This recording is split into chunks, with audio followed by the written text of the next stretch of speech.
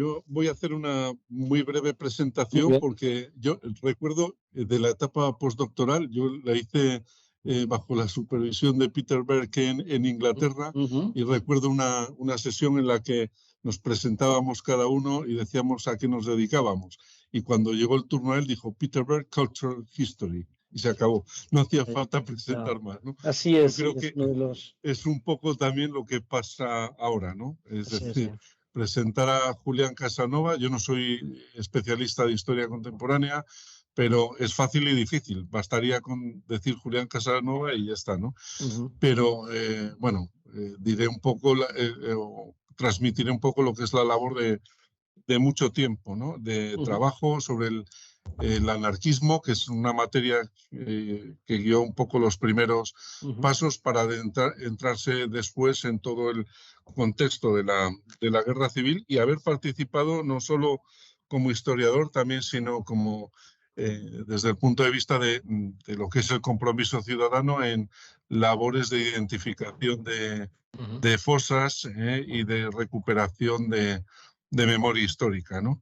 Eh, Tampoco es una labor menor. Yo creo que es de las más importantes que podemos hacer los historiadores en las facultades, la de dirección de otros jóvenes investigadores, ¿no? Ujú. Y decir que Julián Casanova también se ha empleado en esta tarea con pasión, puesto que pasan casi, creo recordar, de la treintena, ¿no? Las tesis, o rondan 36, exactamente. 36, ya me parecía. Las tesis doctorales dirigidas, es decir, ha creado una labor que tendrá continuidad a lo largo del tiempo, y esto es también una de nuestras obligaciones, que se añaden a más de un centenar de publicaciones científicas, ¿no? Te diré, Julián, que estamos ante un público muy interesado, en el que podrías encontrar varios colegas de la disciplina de historia contemporánea, personal también muy cualificado de archivos y bibliotecas, estudiantes, interesados, miembros de asociaciones que también apoyan la labor que hacemos de recuperación de la memoria, y que estamos encantados de que puedas estar con nosotros esta tarde abriendo un hueco entre dos compromisos, ¿no? O sea que te cedo la palabra ya, que ya Muy estoy bien. abusando del tiempo. Muy bien. Muchas gracias. Buenas tardes, Tomás, y muchísimas gracias por esta generosa presentación, ¿no? Yo estoy de verdad encantado de estar con todos vosotros esta tarde. Siento no estar en Santander, que me hubiera gustado, pero imagino que precisamente hablando de las herramientas para comunicar mejor, pues la era digital nos ha regalado esto, ¿no? Que es que te puedan escuchar muchísima gente, que después se puedan colgar las conferencias. Así que, sin más preámbulos, agradeciendo por supuesto a la organización que pensara en mí, lamentando ante mis colegas que no nos podamos ver en Santander, una ciudad que siempre es atractiva para ir, pues voy a empezar. Le dedicaré siempre en todas las conferencias, como mucho hablo 45 minutos, y creo que en la era digital hay que tener todavía más cuidado con esto, precisar mejor los conocimientos, y lo que voy a hacer básicamente es introducir lo que yo creo que es para un historiador las herramientas sociales de difusión de la investigación, que en los últimos años pasan por la era digital, y en la segunda parte de la conferencia, ¿no? En la primera parte voy a hablar del historiador, ¿no? y de la difusión de la comunicación, pero en la segunda parte voy a centrarme en cómo se haría eso en el campo de la guerra civil, la dictadura de Franco, las víctimas, las memorias y los usos políticos de la historia. Entonces, todo esto espero que me quepa en lo que ya he advertido que iban a ser 45 Una minutos. cosa, Julián, Sí. si te parece bien, para que puedas tener una visión del público, doy la vuelta a la pantalla y así ves al auditorio también. Me parece ¿Te muy parece? bien. Me Muy parece bien, muy bien. gracias.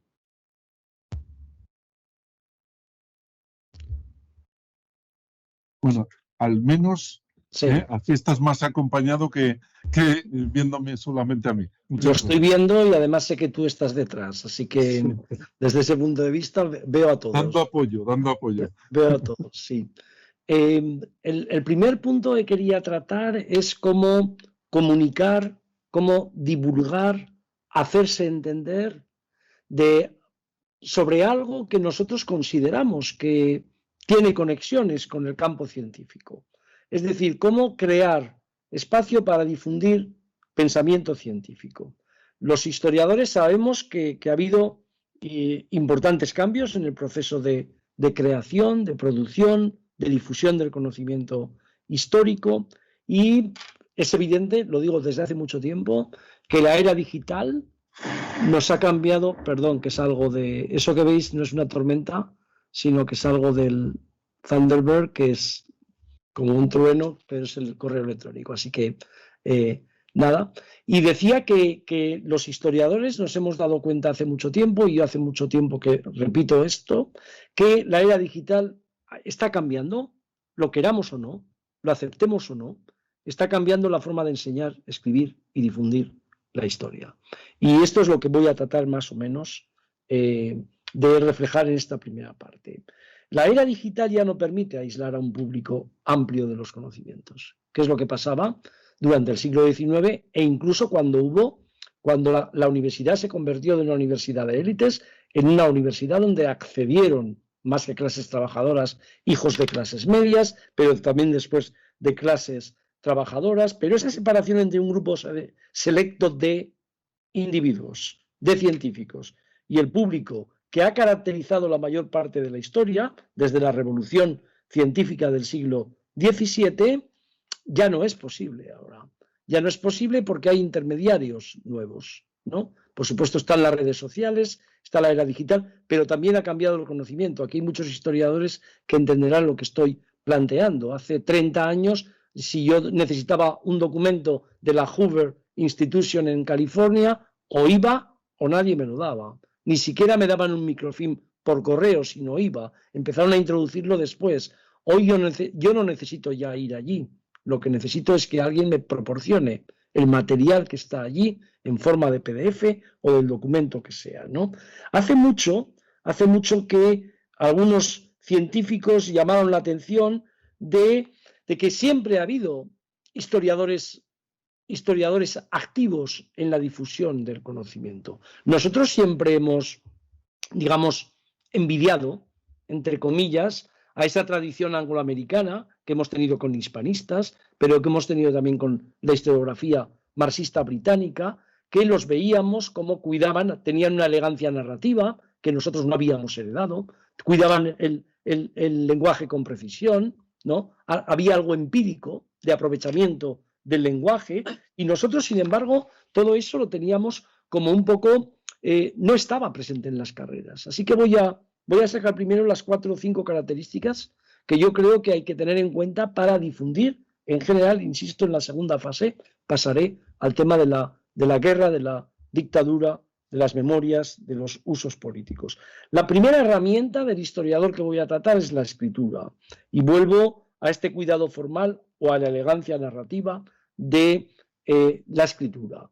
Es decir, es algo que Hobsbawm llamó la alta divulgación, que se suponía que todos los historiadores escriben para un público afín y también para un público, como dicen en inglés, educated, es decir, un público que comprende las cosas. Pero la alta divulgación daba un paso más, cuando Hobsbawm la planteaba así, era buscar un público que no leía normalmente libros de historia, ¿no? Y este es un debate entre la ficción, la verdad relativa, entre la historia, la novela histórica, pero está allí claramente. ¿Por qué hablo de la tradición inglesa? Porque podríamos ir a Alemania, podríamos ir a Francia, pero yo creo que ninguna tradición de la historiografía ha reflejado mejor el cuidado y la elegancia narrativa que la historiografía angloamericana. Es algo que hemos planteado muchas veces, no hay que ver más que el respeto que hemos tenido a los libros que salían de gente como Eliot, de gente como Raymond Carr, de gente como Preston,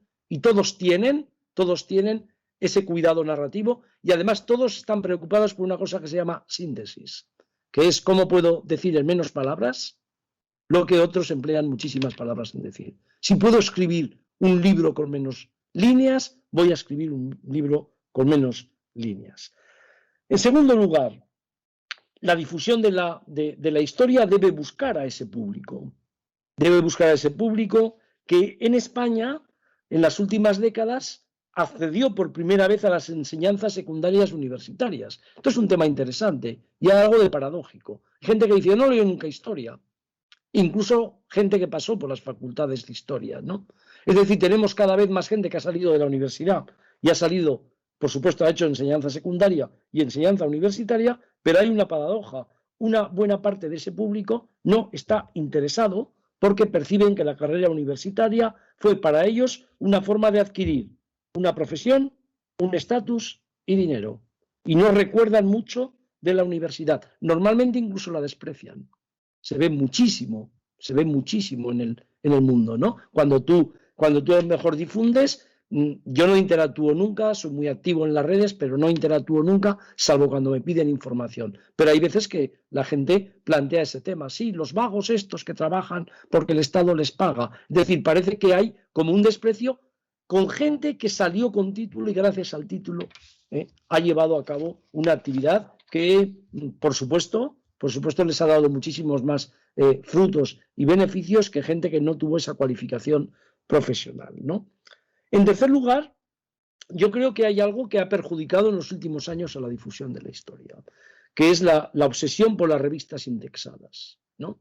Que nos la han introducido desde otro punto de vista. No estoy hablando de mí en particular, ¿no? Las citas científicas, y eso resta importancia a la divulgación en revistas no científicas. Y hablando de guerra y de dictadura, ese para mí es un hándicap importante, es un déficit importante, porque durante muchísimo tiempo estaba claro que la historiografía avanzaba, estaba claro que las investigaciones avanzaban, pero no teníamos la capacidad para difundir, aunque había un montón de libros y de revistas científicas, sobre todo en revistas científicas, donde se publicaban los artículos. Y desde ese punto de vista también se ha cuidado en España muy poco la síntesis. Se ha hecho mucha monografía de historia de investigación necesaria en Santander, en Zaragoza, en Alicante, provincial, local, regional, pero evidentemente no se ha cuidado ese tipo de público, o no se ha cuidado lo que yo llamo crear audiencia. Hoy mismo publicaba o he publicado un obituario de Natalie Davis, ¿no? Que falleció hace poco y he pensado que el país era una plataforma para eso, además abierta, no el país cerrado, y así lo solicité, ¿no? ¿Y qué enseña Natalie Davis? Además de que es la persona que pone lo inarticulado, lo invisible, las voces del pasado. ¿Qué enseña? Pues que hay momentos como en El regreso de Martin Guerre, que la novela, o sea, la ficción y la verdad se cruzan. Y el lector que no conoce la documentación, pues no sabe exactamente dónde está la ficción y dónde está la verdad, ¿no? La verdad siempre es relativa, porque nosotros no hablamos nunca de verdades absolutas, ¿no? Yo tengo la suerte, desde ese punto de vista, que tuve la ocasión, en varias ocasiones, de hablar con ella sobre este tema, sobre las fronteras difusas entre la ficción y la verdad relativa. Algo que hacía también con Almudena Grandes, desde el punto de vista de la novela. Ella presentaba mis libros, yo presentaba sus novelas y siempre sacábamos este tema. Y al final siempre estaba el asunto de cómo crear audiencia. Nos pasó con los medios de comunicación, ¿no? Es decir, hay mucha gente que se ha quejado siempre de que los medios de comunicación no han sido muy receptivos a la difusión de la historia académica, ¿no? Pero hay veces que los medios de comunicación buscan a los historiadores académicos y los historiadores académicos no ofrecen esa precisión, esa síntesis en el lenguaje, ¿no? Eso de que te dicen 600 palabras y entonces tú dices, hombre, yo no puedo explicar la guerra civil en 600 palabras. Y el periodista te dice, pero es que yo no puedo publicar algo que no sea más de 600 palabras. ¿Y entonces qué tienes que hacer? Pues como digo muchas veces a mis estudiantes, el pino, para saber generar y crear todo lo que conoces, que es mucho, y conforme avanzas es muchísimo más, en 600 palabras. Con lo cual este es un tema importantísimo. El cuarto sería, ¿qué es la era digital? ¿Cómo han afectado las redes sociales, ¿no? Y ahí está clarísimo que la vieja y la nueva política está dividida en cómo ha entendido eso. Y la vieja y la nueva historiografía también. Se ve perfectamente quien ve en conferencias, en cursos abiertos al público, todo eso una línea de difusión, una línea de interpretación, pero también que no entra en las redes sociales. Cada vez yo veo una paradoja también mayor, y a lo mejor la veo menos porque estoy mucho en las redes, pero una paradoja cada vez mayor. Conferencias importantísimas sobre la guerra civil, la dictadura, que deberían interesar, o el pasado incómodo, o el pasado sucio, como vamos a hablar, o la historia de los fascismos, la historia de las revoluciones, lo que queramos. Y hay conferencias y cada vez se ve un público mayor en esas conferencias. Y cada vez se ve menos gente joven en esas conferencias, ¿no? Incluso cuando vas a sitios donde a lo mejor explicas la guerra civil un mes antes de que en la selectividad pueda salir como tema la guerra civil. ¿Y por qué? Porque creo que no se ha indagado a fondo en la conexión que hay entre la difusión de la historia como la hemos concebido tradicionalmente y las nuevas herramientas que nos dan las redes sociales. Yo estoy convencido que el público más joven hoy ya no lee el periódico como lo leíamos nosotros, ¿no? Es más, posiblemente ya no leen nunca un periódico impreso, posiblemente no leen nunca un periódico de verdad, zapean, pero tienen a través de las redes instrumentos de aprendizaje. Y cuidado con despachar eso con las frases como no leen, no tienen interés, los jóvenes no les importa esto, porque todos sabemos, cuando tenemos alumnos, que estimular, que orientar, que hacer atractiva la historia es un objetivo clarísimo y a veces lo conseguimos. Y cuando lo conseguimos te das cuenta que hay algo que no funcionaba en la medida en que no toda la gente estaba con oídos sordos frente a lo que se planteaba, ¿no? Es decir, que ha habido un problema de conexión entre lo que tú quieres difundir y, en este caso, la edad. Quien dice la edad, dice el género, dice todo lo que estamos planteando de la pluralidad, de los diferentes enfoques, ¿no? Una vez más, yo acababa esta mañana la reseña sobre Natalie Davis diciendo aquí hay una miriada, hay millones de enfoques en la historia. Y desde ese punto de vista ella enseñó que la parte que se refería a la literatura, a la cultura, a esto inarticulado, era tan importante como los marxistas británicos con su historia social de las clases trabajadoras o la historia política tradicional con sus reyes, batallas y clases dominantes. Es decir, caben, en este caleidoscopio que es la historia, caben muchísimas cosas. Y quinto, que ya entro de lleno en nuestro tema. Yo estoy hablando aquí de los problemas de la divulgación que, al fin y al cabo, podemos controlar nosotros. Hasta ahora he planteado los temas de comunicación social, las herramientas que podemos plantear nosotros. Pero hay un tema ajeno, que es los falsos científicos, los falsos historiadores, que divulgan mejor que los auténticos o encuentran bases sociales más amplias, periodistas, pero no solo estoy hablando de periodistas, sino de personas que además, si son listos, copian sin citar lo que leen en los historiadores y lo difunden por su cuenta. Este es un tema, claro. Ahora hemos pasado ya un poco ese debate, pero yo recuerdo los años 90, cuando nos empezamos a plantear en serio todo el tema de las víctimas, sacamos nuestro libro con Santos Juliá de coordinador, Víctimas de la Guerra Civil, yo había coordinado el pasado oculto, queríamos llegar evidentemente a hacer una proyección social de todo lo que estábamos investigando sobre las víctimas, sobre la memoria abrumadora de los vencedores, y recuerdo cómo todo aquel nuevo conocimiento generó una reacción de periodistas, de falsos historiadores, que todo el mundo reducía a Pío Moa, a César Vidal, había muchísimos más. Y lo que había fundamentalmente en ese campo de la historia no era una historiografía frente a la mentira, sino era un campo de batalla cultural. Un campo de batalla cultural donde la investigación erudita, si no se acompañaba de buena comunicación, perdía siempre la batalla. También es verdad porque posiblemente tenían un apoyo mayor de determinados medios de comunicación, pero no siempre. Por ejemplo, yo saqué un artículo en El País que se llamaba Mentiras convincentes, que trataba sobre Moa sin nombrarlo, y él reaccionó con un artículo que se llamaba Mentiras inconvincentes. Y él lo que venía a decir es que a mí no me dejan escribir en El País.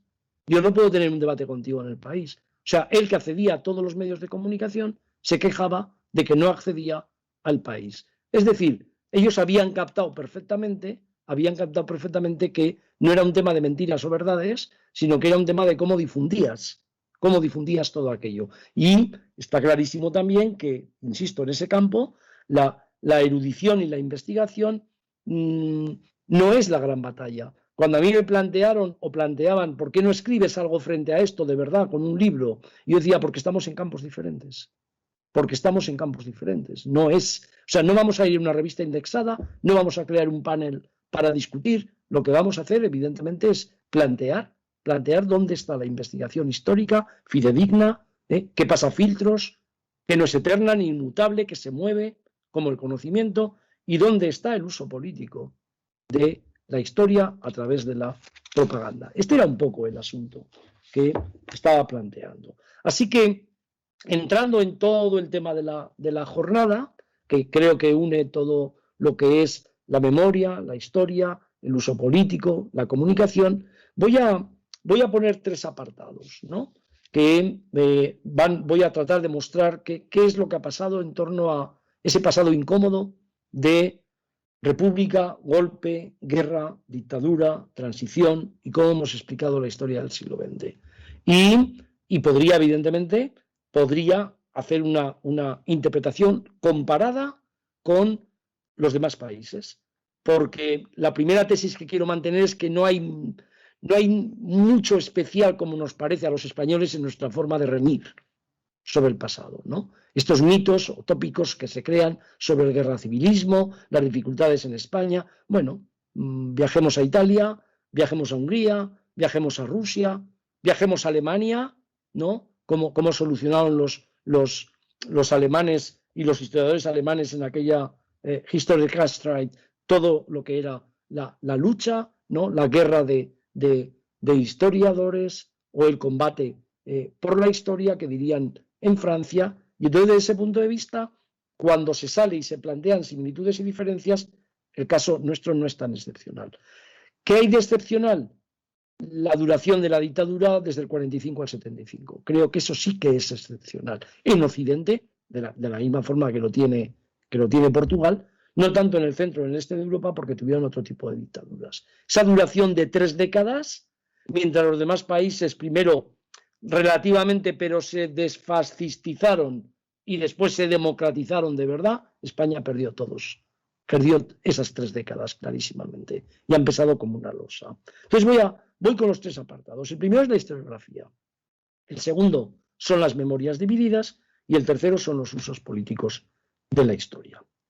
En la historiografía está claro, cada vez que viajas por congresos internacionales, tenéis allí o tenemos colegas historiadores con vosotros que hacen lo mismo, cada vez que se sale fuera, se plantean temas sobre España, uno se da cuenta que entre hispanistas, la nueva historiografía que emergió al final del franquismo, los avances en las 2-3 últimas décadas, la historiografía española sobre el siglo XX goza de bastante buena salud. No hay ninguna duda en eso, no hay ninguna duda. Hemos dado 50 vueltas de tuerca, tanto a la propaganda que heredamos y a los lugares comunes, a los mitos que heredamos de la dictadura de Franco, como a las primeras investigaciones que estaban demasiado localizadas, ¿no? En lo que era la transición entre una investigación de historia local y la conversión en una tesis doctoral. ¿Cuál es el problema, creo, de esta historiografía? 3. Uno, que no hemos tenido esa capacidad de comunicación y síntesis. Por eso, evidentemente, hay mucha gente que dice, cuando escribes bien, dice, uy, ¿no? En historia dices, es que además se escribe bien, como si los historiadores no tuvieran que escribir bien. O se lee como una novela, te dicen como un elogio, ¿no? Se leen como una novela. Y entonces tú dices, pues ¿qué hacía Tucídides? ¿Y qué hacía el historicismo en el siglo XIX? ¿Y qué han hecho otras tradiciones de historiografía, ¿no? La primera está clarísima.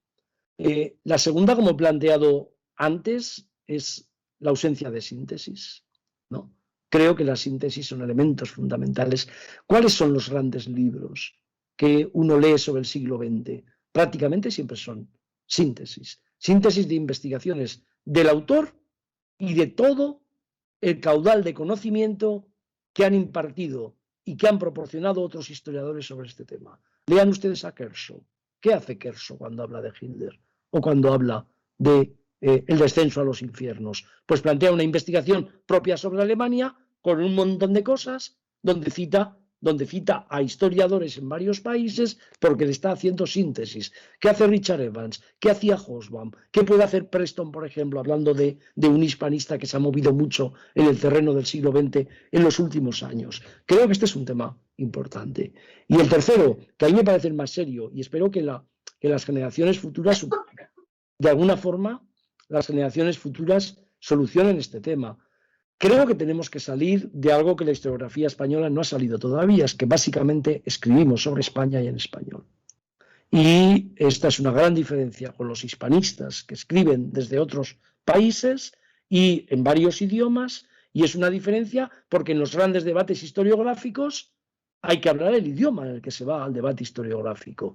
Entonces, ¿por qué no tenemos especialistas en Revolución Industrial Inglesa? ¿Por qué no tenemos especialistas en la Resistencia Francesa? Ha empezado. ¿Por qué no tenemos especialistas en Weimar o en la Revolución Rusa? Que se va cambiando todo eso. Este es un tema capital, porque yo creo que la historiografía, que ha avanzado mucho la historiografía española, ahí tiene de nuevo un límite clarísimo con todos los demás. ¿Y por qué es tan difícil salir de esto? Pues por la forma que tiene la educación en España, por la forma que tienen las becas y la mayor parte de la investigación. Por ejemplo, ustedes saben que en Cantabria o en Aragón sería muy difícil que alguien, en vez de un tema cántabro o un tema aragonés, planteara una investigación sobre Rusia en ruso y le dieran la beca, ¿no? Porque sería difícil. Ya sé que va cambiando, pero sería bastante difícil. Ejemplos, y muchos ejemplos hay de esto. Así que desde ese punto de vista, creo que hay que convencer a los que están fuera, este sería el epílogo a mi primer punto, hay que convencer de los que están fuera que los que investigamos historia no opinamos sobre la historia, que no opinamos libremente como opinamos de fútbol o como cualquiera. Esto que te dicen de nuevo en las redes, cualquier opinión, todas las opiniones, todos los historiadores son subjetivas, hay tantas historias como historiadores, bueno, eso tiene límites. Porque para que haya tantas historias como historiadores, el historiador tiene que construir, a través de la erudición, de la investigación y del filtro pasado por otros compañeros, tiene que construir algo que se llama conocimiento y no opinión, ¿no? Ahora, desde ese punto de vista, después ya se pueden plantear todas las cosas. Pero este es un tema importante. ¿Y cómo se hace esto? ¿Convenciendo como cuando se predica? No, se hace de una forma muy clara, difundiendo bien, escribiendo mejor y sobre todo dando las batallas justas. Las batallas justas vienen a ser, en lo que yo planteo, que es mejor construir en positivo que estar siempre luchando para ver si quitamos o echamos abajo la historia de Vox, vamos a ver cómo reaccionamos frente a lo que piensan los demás. No, vamos a construir, vamos a difundir. Y sobre todo, ese es el legado. Cuando pase el ruido, si alguna vez pasa el ruido, porque parece que no puede pasar nunca, cuando pase el ruido lo que quedará es lo que hayamos dejado como legado, como construcción de verdad, que sea sólida y que la gente lo pueda leer años después, como nosotros leemos a historiadores que son referente para nosotros y que trabajaron hace muchos años. Las memorias divididas. Este es un tema capital que yo lo he planteado recientemente en Una violencia indómita, ¿no?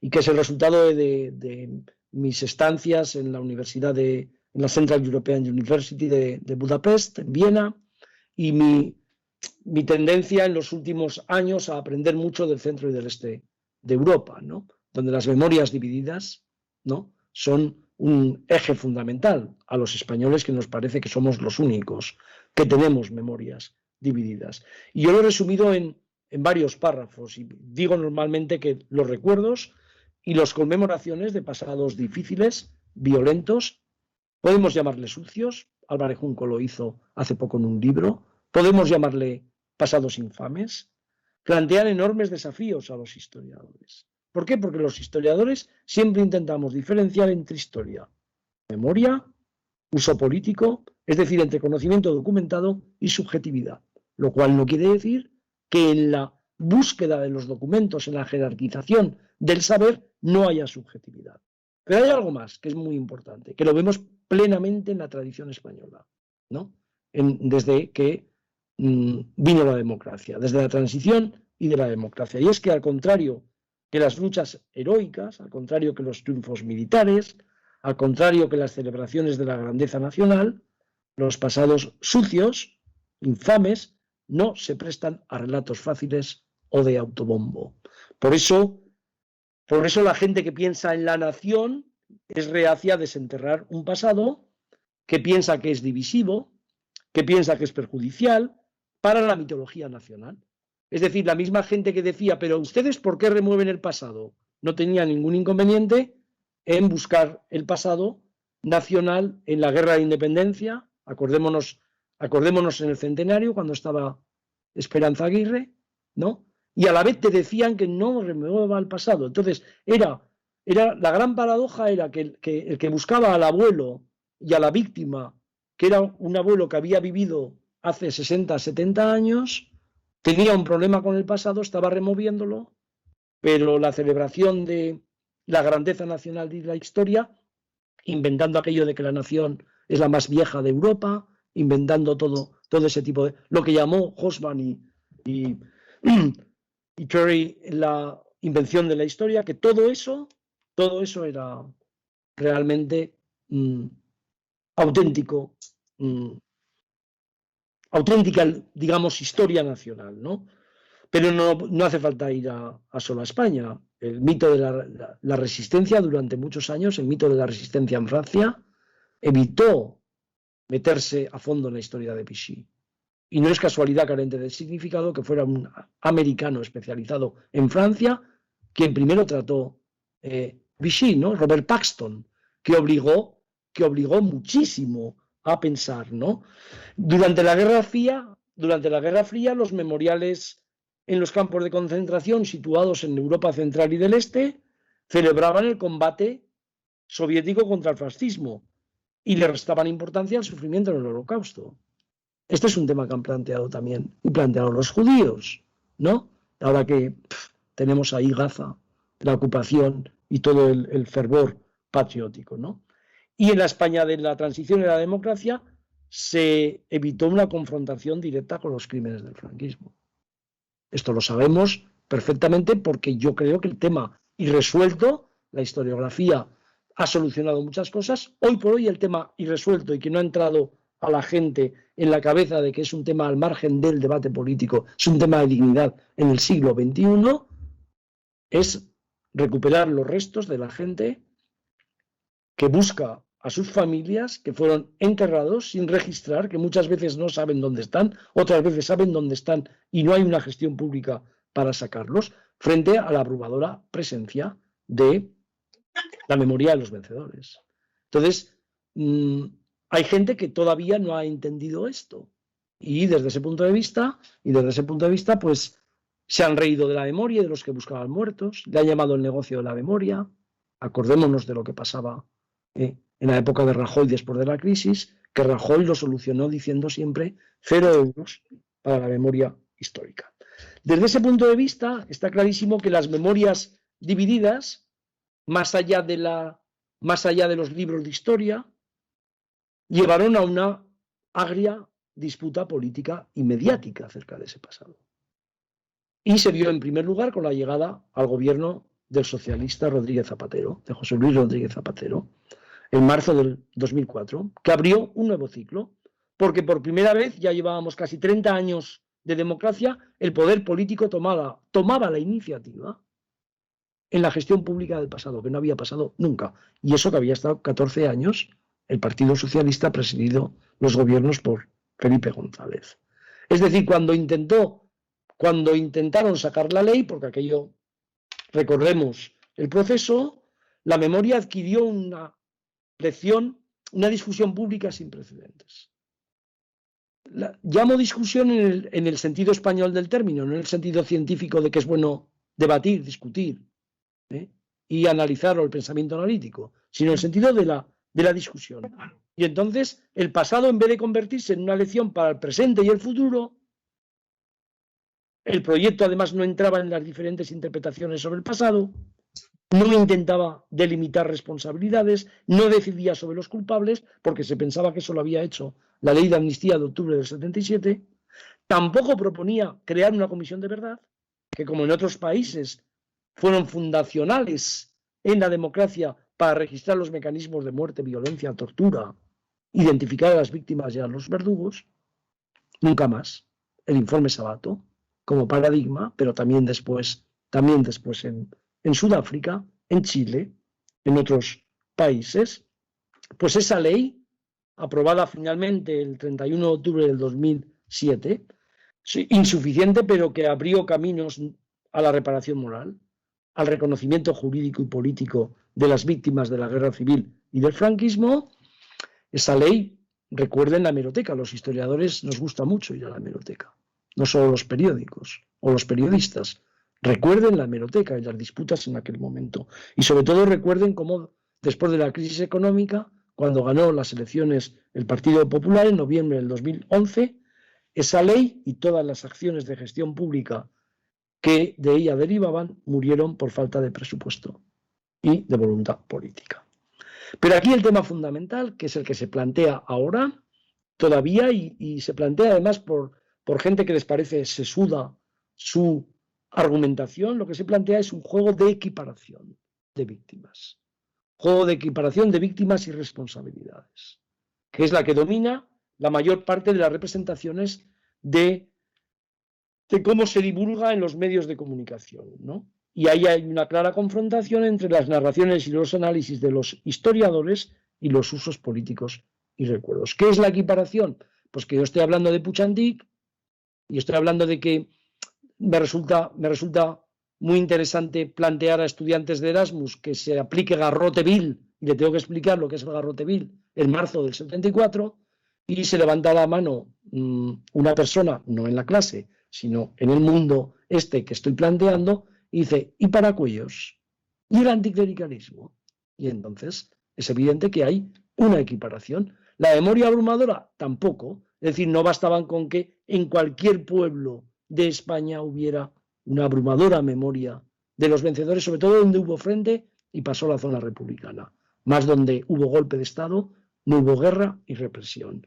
Una abrumadora. Yo soy del Bajo Aragón de Teruel, colindando con Cataluña, donde hubo revolución, colectivizaciones, anticlericalismo y después represión franquista importante, y hasta que no sacamos el pasado oculto, nadie había hablado de los muertos pueblo por pueblo del franquismo. Y en todos los pueblos había al menos una lápida conmemorativa en los cementerios, al menos una cruz en el pueblo, y en casi todas las iglesias, fueran románicas, góticas, barrocas, la famosa lápida o la inscripción directamente en la pared de los muertos por la cruzada, presentes por Dios y por la patria, que por cierto, de acuerdo con el decreto de noviembre del 38, en ningún momento se decía que deberían estar encabezados por José Antonio Primo de Rivera, pero así se hizo.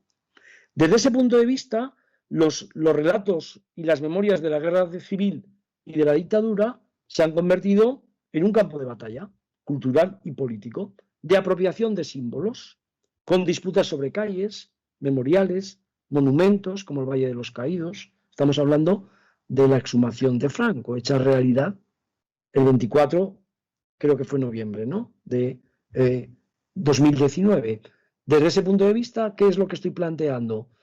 Pues que la historiografía tiene un plano diferente a los debates sobre las memorias y al campo cultural y simbólico que las memorias generan, ¿no? Y no estoy hablando de los protagonistas activos, no estoy hablando de qué ha pasado con la Iglesia, ¿no?, después de una Iglesia que realmente acabó resistiendo al franquismo en cierta forma, pero después con Juan Pablo II empezó un proceso de beatificaciones de los mártires, mientras la gente no encontraba sus restos y además se negaba la posibilidad de encontrar sus restos. Y ahí acudieron presidentes de gobiernos autonómicos cada vez que se beatificaba a alguien, fueran socialistas o del Partido Popular, ¿no? Y curiosamente no había habido beatificaciones ni después de la guerra, porque eran tantos que Pío XII dijo, esto hay que esperar, esto de la causa de los santos es muy complicado. No había habido beatificaciones con Juan XXIII, no había habido beatificaciones con Pablo VI, y empezaron a cientos, ¿no?, las beatificaciones con Juan Pablo II. ¿Os acordáis o recordáis o recuerdan? No sé si trataros de usted o de tú. ¿Recuerdan aquello? Vuelvo al usted. ¿Recuerdan aquel debate? No. ¿Recuerdan aquellos medios de comunicación? Salía en la televisión. Y el contraste era en la Plaza del Vaticano, una ceremonia de beatificación, y la gente buscando todavía restos porque ni siquiera los había encontrado donde estaban. Creo que este es un asunto también capital para hablar de todo esto, ¿no? Ahora bien, ¿por qué se cruzaron las memorias con tanto ardor? Voy cerrando, para cumplir con mi horario. ¿Por qué se cerraron, por qué se cruzaron con tanto ardor las memorias en España desde los años 90?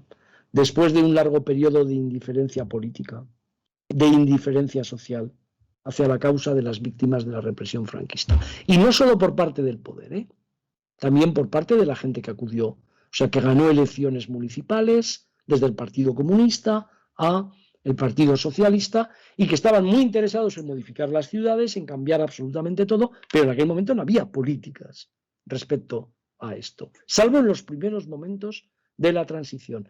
Es curioso cómo, no sé si ustedes lo han hecho alguna vez, pero es curioso cómo cuando hicimos aquí el memorial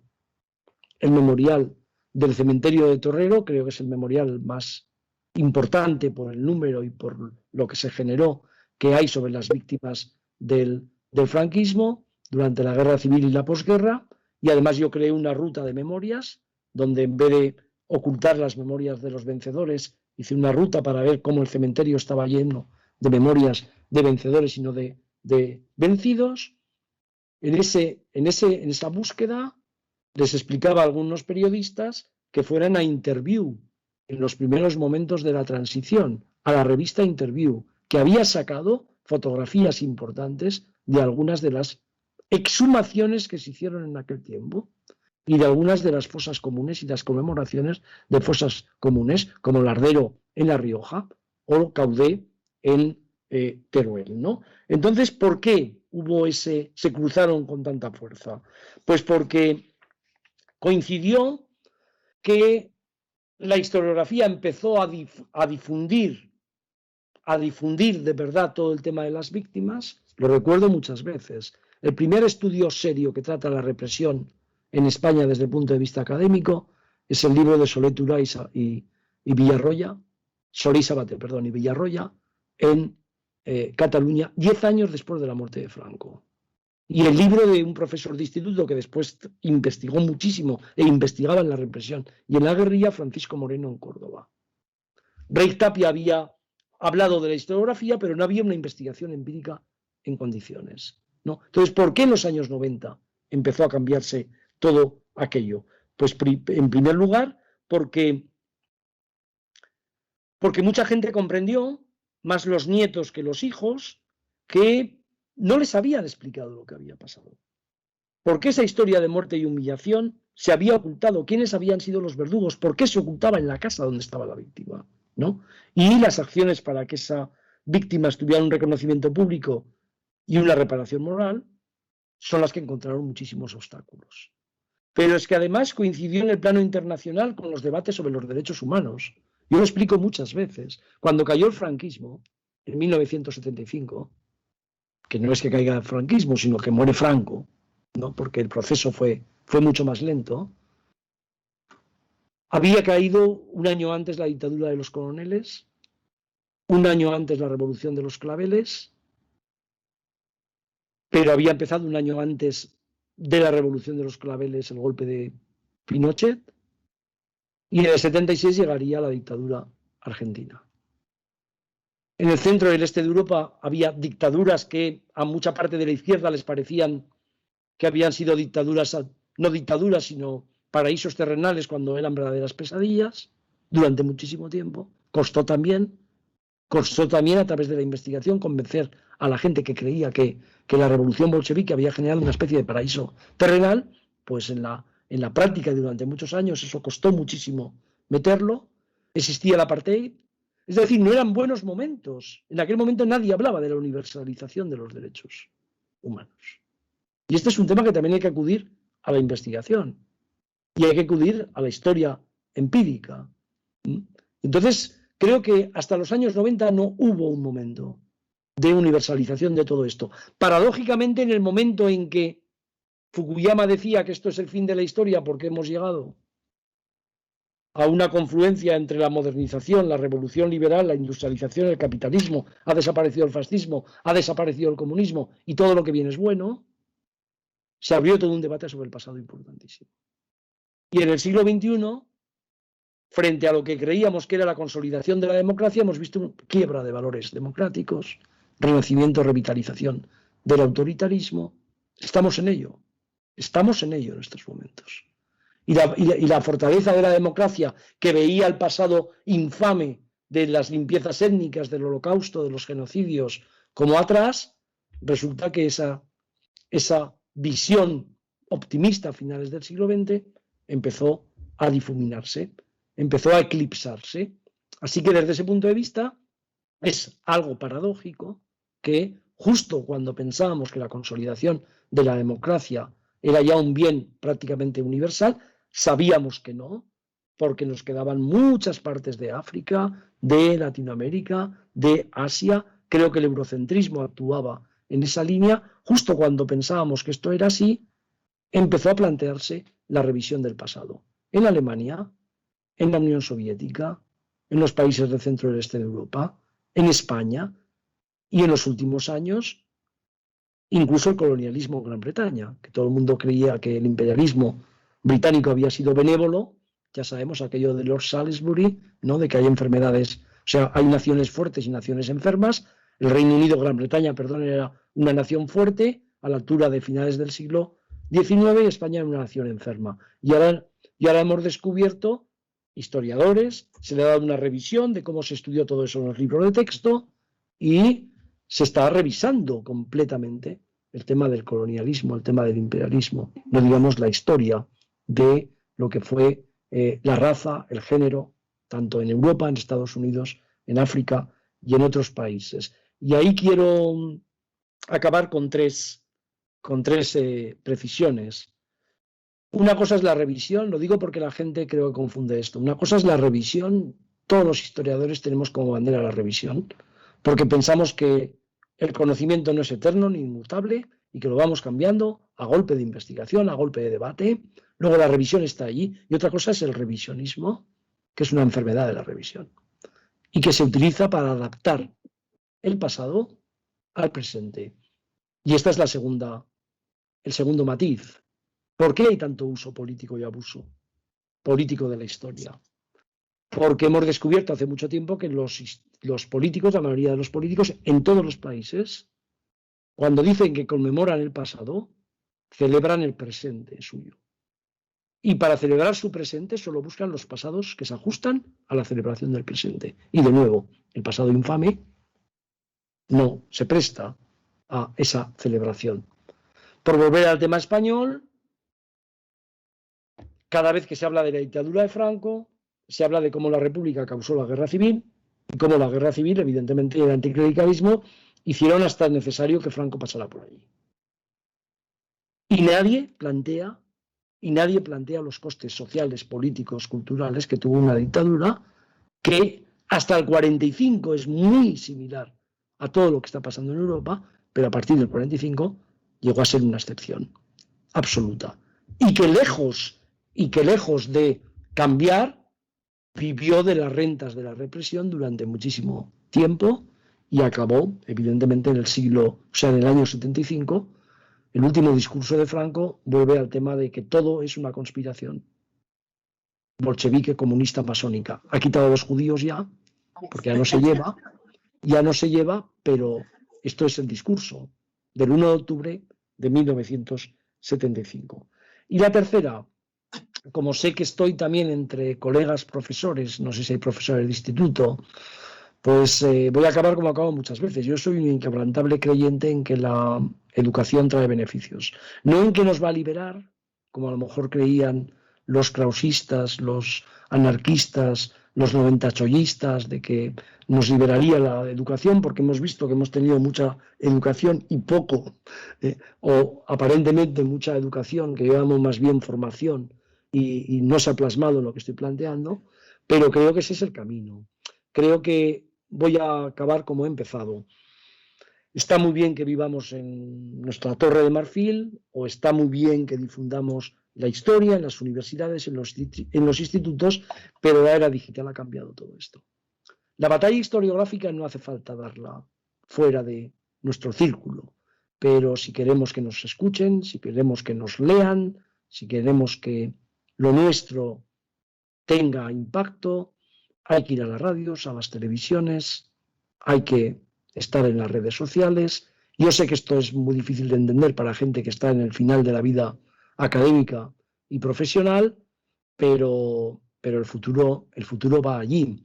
Y alguien dirá, bueno, pero esto no es una norma. Por supuesto, esto es una opción, pero cuando se practica hay que saber hacerlo. Y acabo con una cosa que suelo decir siempre. Si un periodista te pide, explíqueme, mire, usted tiene toda la televisión delante de usted, cientos de miles de personas le van a ver, y quiero que me explique en un minuto por qué el franquismo duró tanto. Pues hay que explicarlo en un minuto. Si tú le dices al periodista, necesito 20 porque yo he escrito 350 páginas o 1500 páginas sobre este tema, el periodista dirá, pues lo siento mucho, ya voy a hacer yo la síntesis. Buenas tardes y encantado de estar con ustedes.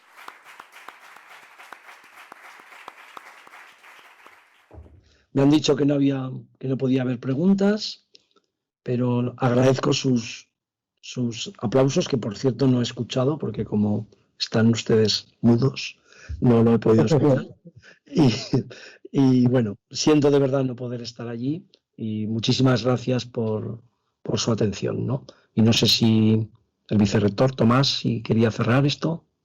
Sí, pues bueno, te reitero el agradecimiento por el esfuerzo, además por una conferencia apretada, pero densa en contenidos, y también por esta necesidad. Ha salido a lo largo de la tarde también esta necesidad de responder a lo que debe ser un compromiso de los historiadores y las historiadoras, es decir, la gente que nos dedicamos de una forma profesional a ello, ¿no? Porque de asumir el compromiso que tienen otros ciudadanos que se dedican a otras cosas, pero también buscan espacios para participar en este debate social. Ese minuto y esas 600 palabras que comentabas valen mucho, ¿eh? O sea que tenemos que recoger el guante, es una obligación, ¿no? O sea que yo creo que nos podemos quedar con esto. Yo no sé si hay tiempo para alguna pregunta o no. Que no hay sonido. Sí, por la razón de la retransmisión. Sí. Bueno, hay pues que cambiar, vicerrector, hay que cambiar también esto, en la era sí, hay que mejorar. De tal forma los streamings que se pueda beneficiar mucha más gente, pero el responsable soy yo, que soy el que no he ido allí. O sea, bueno, no, pero tomamos nota y valoramos más los 45 minutos. Muy bien. Así que muchas gracias, Julián. Gracias, un placer. Adiós a todos. Adiós. Hasta luego. Bueno, pues no sé si comentar algo o levantamos. La puerta siempre queda abierta, es decir, hoy hemos dado cuenta, hemos hecho como hacen los arqueólogos, ¿no? Una cata de qué tal vamos, ¿no? Qué tal van las cosas, pero lo que tenemos es que seguir trabajando. Yo creo que con esa misión nos quedamos y con el contacto también para seguir trabajando juntos. Así que nada, buenos días, ya buenas tardes, ¿no? Y nos vemos en el camino.